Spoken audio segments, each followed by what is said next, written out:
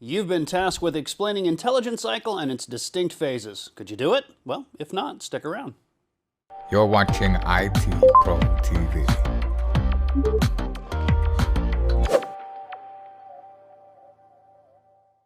Hello, ladies and gentlemen. Thank you for tuning in to another great episode here in the CySa Plus series, and we're talking intelligence cycles in this episode.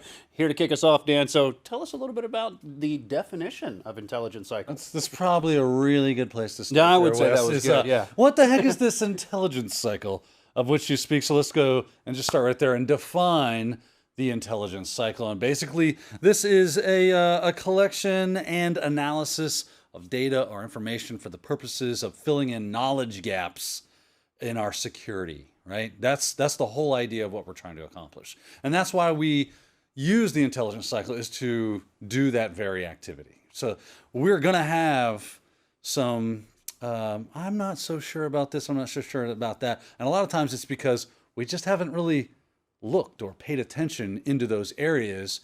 And so we need to fill in the blanks when it comes to those specific areas that we have just kind of neglected for whatever reason or another. A lot of times these things just happen organically. It's not purposeful that we've done it, or maybe it's just outside of our realm of expertise, and now we've got to start incorporating that into our assumed body of knowledge. So what we can do is start to learn about that.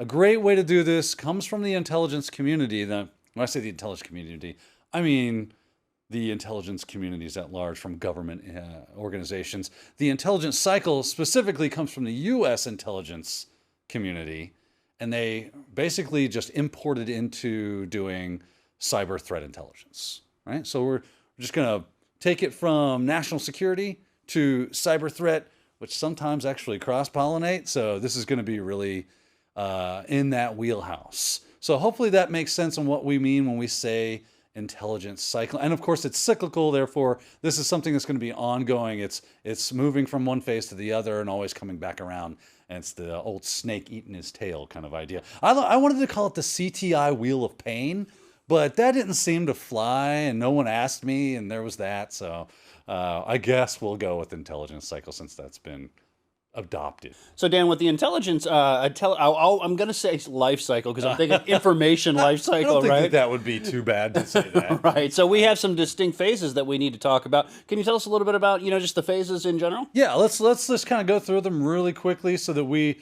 kind of have them in our mind as we walk through each one of them individually. I've got a slide right here. It's just really simple. A list of the intelligence cycle phases. Isn't amazing? I made this myself. Planning and direction, collection, analysis, dissemination, and feedback, right? So these are, and then of course that would take you right back to planning and direction. Many times if you look this up, you'll see like an infographic that is that wheel of pain that will do us so well, because you're always going to continue this. This is not a destination. This is a journey, ladies and gentlemen. You'll never end it. But there you go. Now we kind of know what the phases look like, where we're going, and what the plan, kind of a broad overview of the map of what this episode's going to look like. Well, if they say that if you fail to plan, you plan to fail. So let's go ahead, and how about we plan to succeed here? And let's talk about the first one, planning and, just direction. Yeah, let's do that. So planning and direction. A lot of times you'll also see this as, what is the word that they use? Intelligence requirements or requirements. You'll see that as well, because those IRs are part of this phase of the process. So what do we mean? So in planning and direction, arguably the most important phase of this, because this is where we're going to start kind of like getting our direction. Why are we doing this? What are we trying to accomplish from this? These are questions that we're going to want to answer and ask, or ask and answer, I guess in that order. It'd be weird to do it the other way around, right? But that's the whole purpose of this. Let's start defining, because if you don't have any clear direction, it's not going to go well. You need to be able to say, this is what I'm trying to do. And now I also need to say, well, if I'm trying to do this, I'm going to need X, Y, and Z to accomplish that feat. Because without that stuff, it's not going to happen. So this is where you're going to kind of like figure out the finances and the resources, things like humans, machines, software, anything that you would need to accomplish the goal that you're setting forth to answer, right? So all that stuff is going to happen right here in this planning and direction phase. Then we move into those IRs properly, that intelligence. I always forget the name of this thing. Requirements, that's what it is. I always want to say resources. I know that's not right. My brain won't let me say it, which is good because it's not right. Intelligence requirements, IRs. Which is why I like acronyms, but I hate them at the same time because I can use IR and know what that means. But if you ask me what does IR mean, I'm like intelligence, something with the R in its requirements. So these are the very specific questions that we need to ask ourselves. This is the, okay, I actually wrote a couple down to give us a really good idea of what this looks like. What adversarial behaviors and activities should we be focusing on, right, in our industry? What are most likely threats to our organization? It would be a good idea to figure that out, right? Which adversaries or types of adversaries pose the most probable threat to our organization? Good idea. And are other organizations in our industry being targeted with similar attacks? If so, how effective are those attacks? You probably want to split those out into 2 different IRs. But once you create those IRs, you really have that path and direction that you need so that you can properly do intelligence gathering and intelligence processing. So there we go. That's basically what we mean when we say planning and direction, is that we have that we figured out all the things that we're going to need to actually perform the intelligence that we need, or the gathering of that intelligence and processing thereof. And also those IRs that kind of like really define what it is we're looking to do. One thing that's very important to processing any amount of information, right, is to be able to collect that information. So tell us a little bit about the collection phase. Yeah, so this is probably not unfamiliar with us. We collect data all the time as IT workers.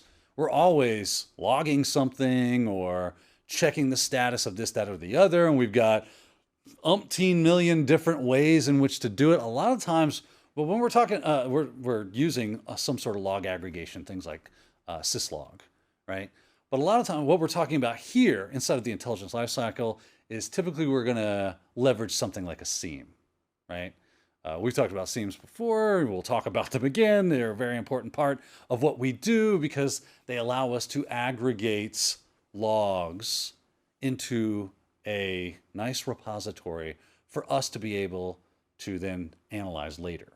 Okay, but that's the idea. If we're not collecting that data, then it's not gonna have a full picture. And the wider net you cast, the better, because once it comes to when we start to analyze that data, the more the merrier, right? We have a more clear and concise picture of what's going on if we have cast a broader net. So a couple other things that we need to talk about. Collected data does need to eventually be processed. And what I mean by that is that it needs to be consistent. It needs to be formatted in a way that your other devices, once we move into analysis, they'll be able to actually do something with that. So formalizing how this, because if you're pulling logs, if I've got Wes pulling logs from the Apache and server, and he's also pulling logs from MySQL, and I'm over here pulling logs from routers and things of that nature, they don't always line up exactly in the way that they make those logs. So you have to get them to where they do line up in a very uniform way. You know, Dan, it seems like this information, this repository of information, could be a really one of those, I would say, gold, if you will, to attackers. So when it comes to security, we should probably secure this information. This is a very important point that Wes brings up, and I'm glad you did, is that yes. The answer is yes, if you haven't figured that out yet. This is very sensitive information that if it were to willy-nilly find itself haphazardly in some person's paste bin, then that could be not good for you or your organization. So this is something that we want to, if we are collecting this data, that we want to keep a tight lid on, that we make sure that it is very secured. So employ your best security measures to keep that stuff on lockdown so that the bad guys don't get to it if they were to penetrate your org.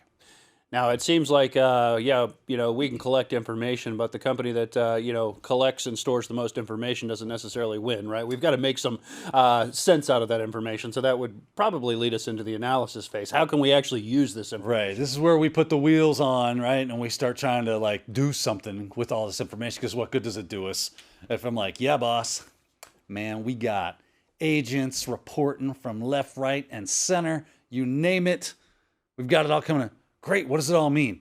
That is a really good question. And one, is that Elvis over there? That's the kind of thing that you don't want to have that conversation, right? You want to have a no problem. Here's what that means. And doing analysis is going to give you the ability to answer that question, right? So with analysis, basically we're looking for anomalies to indicate a problem. So, okay, I've got all these logs coming in. What does it all mean? So a lot of times we're going to use automation to help us with this, right? Or maybe we're using some sort of scripts that we have created or downloaded or whatever to try to help sift and siphon through all that data. Now, the good news is hopefully at this point it's already been formatted in a way that makes that very easily done. But sometimes it will come down to manual looking with your eyes, right? So let's just kind of like pop into this server real quick. And what I'm talking about is, let's just say I'm going to look at the log files in this production server. We call it prod1, right? So I'll cd2/var/log. And of course, there's all my logs. Got a lot of logs going on there.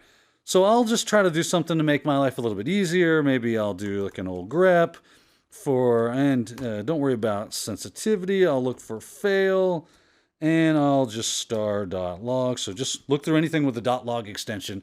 Look for the word fail or some iteration thereof.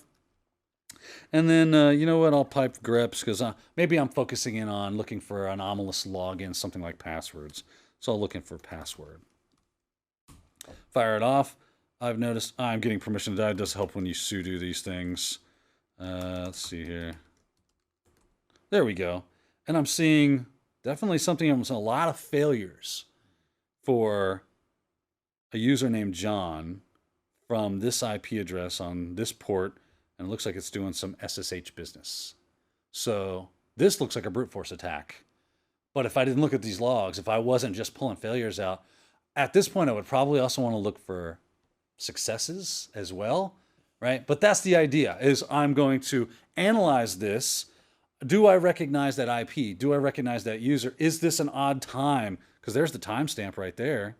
Is that an odd time for John to be attempting to log in? He sure went buck crazy with this. And it was in a very short period of time that he was able to do a lot of logins. I mean, it doesn't even change in the second until down here. I don't know too many people that can type their password in that fast. So my analysis of these logs is that this looks like a brute force login from this area. So we need to start investigating that. Maybe I've got a threat actor in this area that I need to be more attentive to. And it just came from the analysis of this now. I'm able to do something with this. And that moves us into our next phase. I was going to say challenge accepted, because I think I could type my password wrong that many times, but not 9 to 10 times in a single second, like Dan said, mentioning those timestamps. So you got to put your Columbo hat on and start doing a little detective work. Now, Dan, once you've run your analysis, right, you've got what the data actually means. Now we got to communicate that, right? And that would probably lead us to the dissemination phase, which is how do we communicate what we found, right? Nailed it. Wes is on point today. Dissemination means that we are going to create reports and we are going to deliver that report to multiple audiences usually. And that's a very important key that we keep that in mind, is that it's not just that you're going to hand this to other analysts. You might be, and probably will be, giving this to management, C-suite type people, right? With C's in front of their name, CEO, COO, that kind of business. So you have to understand your audience as you create reports for each one of those. And maybe it is a single report that has sections for each one of those. So think of things like executive summaries that are going to be very easily digestible by someone who's not tech savvy, but would understand the dangers that you have discovered, right? And then you will have those technical aspects for people that are technicians that will understand the more technical portions of it. Other things we need to do is think about the levels. There are 3 typical levels that we think about when it comes to dissemination. These are strategic, operational, and tactical. Right? Strategic, operational, tactical. I like it. right? So strategic is going to be the long-term dissemination. This is going to be like weeks or months, our overall strategy of how we're going to deal with things in the long term. Operational, day-to-day business. These are things that probably managers need to know, so that's where that will go in the dissemination phase. And then, of course, the tactical, real-time, boots on the ground. Someone is in front of something, trying to do something, instant response kind of idea. They need information, they need it now, and they're going to apply it immediately. So that is dissemination. Pretty simple. We're giving out the info to the people that need it. Now, you said that this is a very cyclic process, right? Very So we're much going to so. go around the merry-go-round quite a few times, and one of the things that we're always looking to do is make things better, right? So I would say that that would probably lead us into our last step, which is kind of like the round table discussion after everything else has been discussed, and that would be feedback, right? That's right. Now that we've done something, we need to talk about what we've done, right? Because, well, what good does it do to not point fingers at each other and go, yeah, and in a nice way, right? Wes has got his finger. There it is. There it is. Point it at me. There it is. He did it. Tell He me did what it I did wrong. wrong. Because this will be that after action report type. All right, let's take a look at what we found out. Let's see what we did really well. Let's see what we didn't do so well and figure out changes that we can make to improve the intelligence gathering that we've done and maybe do it again with those improvements in place, right? Bringing us right back around to planning. But this is extremely important because this is where after everything's said and done, we figure out whether or not it was worth it. And usually it is, or at least we figure out that if we did it in a better way, we could get more juice out of that orange. And let's try it again and start that process all over again. So there you go, the intelligence cycles. You know what's interesting? I noticed about this, 5 phases, if you will, is it started with communication and it ended with communication. That's true. And then it just kind of cycles back on itself. So be able to define, the intelligence cycle in those 5 phases that we've talked about in this episode, so that when you sit that exam, you're going to be doing well. We got a lot more coming in the CySa series, but you're going to have to join us there. So thanks for watching. Thank you for watching IT Pro TV.